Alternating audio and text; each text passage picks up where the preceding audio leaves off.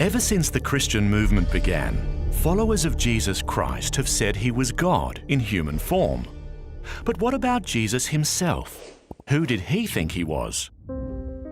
With the rise of textual criticism and the modern study of history, historians have developed tools to unlock this question. Today, Jesus of Nazareth is no longer just a figure in a stained glass window, but a real person of history whose life can be investigated historically. So let's examine the New Testament, not as inspired scripture, but as an ordinary collection of ancient documents. Let's apply to them the standard tests we would use with regard to any other ancient sources. When historians investigate the Jesus of history, what do they find?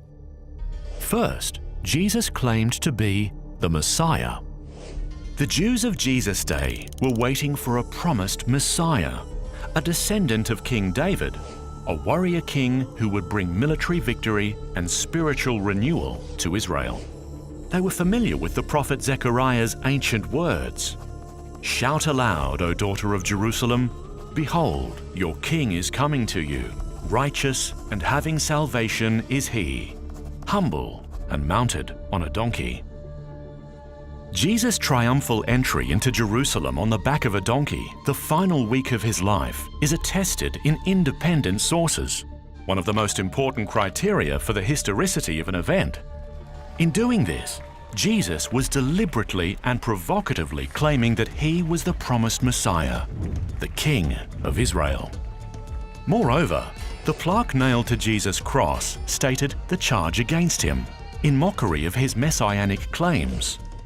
The fact that later Christians did not use this derisive title for Jesus underscores its authenticity.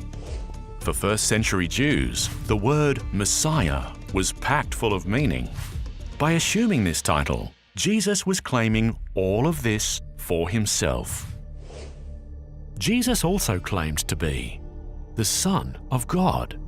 Jesus' consciousness of being God's Son in a unique sense comes to expression in his parable of the vineyard.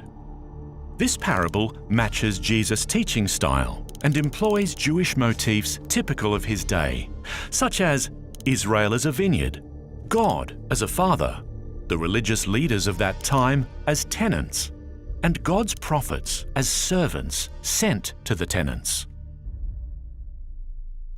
Once there was a man who planted a vineyard. Before leaving the country, he leased it to tenants. At harvest time, he sent a servant to collect his share of the fruit of the vineyard, but the tenants beat him and sent him away empty-handed. So, the owner sent more servants, but these too were beaten or killed.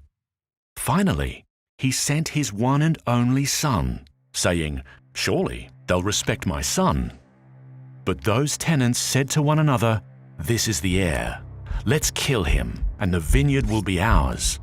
So, they killed the owner's son. What do we learn from this parable about Jesus' self-understanding?